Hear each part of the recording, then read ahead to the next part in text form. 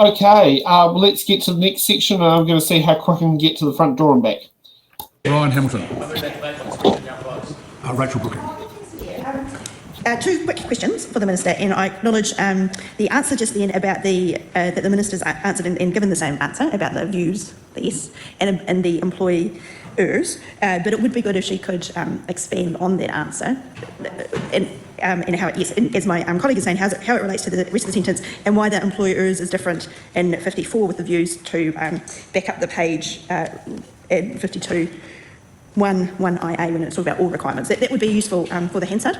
And then I also want to ask a different question, and that is, I take the Minister's point that everything that we've discussed so far has been consequential, and I've been trying not to raise policy issues because of that. But I do need to ask, in terms of the review clauses that have been discussed, and the retrospective nature of this, if she agrees with the statement around the rule of law, that law should be clear and accessible, the law should not adversely affect rights and liabilities or impose obligations retrospectively. Does she agree with that statement? Mr. Chair. Rima Knuckley. I move that debate discussion now close. Ginny Andersen. Thank you very much, Mr. Chair. I have a question in relation to the part 2 of the bill that relates to those consequential amendments.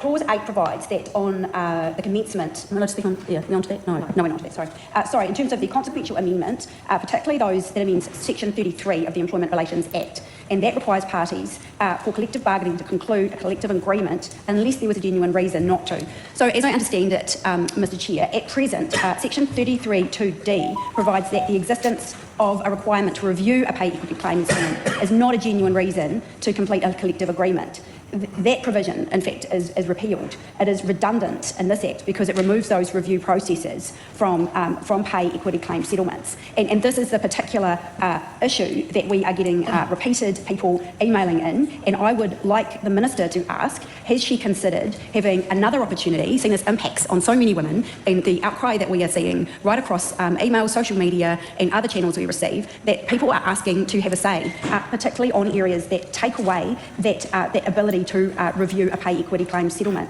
And so I would like the Minister to take into consideration if there is any possibility at all for her to have an open window for women in New Zealand to be able to have their voices heard on an issue that directly impacts women that are underpaid already in New Zealand. If she could respond to that, I would be very grateful. Mr. Chair. The Honourable Minister. Thank you, Mr. Chair. Look, I've reflected on Rachel Brooking's query and wish to expand on view versus views, which I've done twice in the chamber today.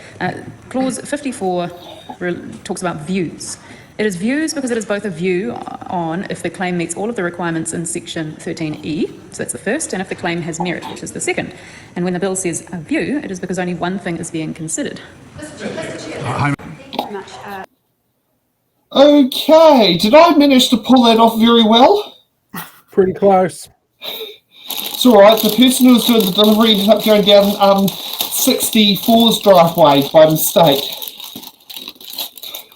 Well, there's not much in terms of commentary I can really add on to that, but you know, this bill is stopping claims, and yet she doesn't want to do a select committee. Like, come on, like what the fuck? Okay, Ginny Andersen. Let's get back to Ginny.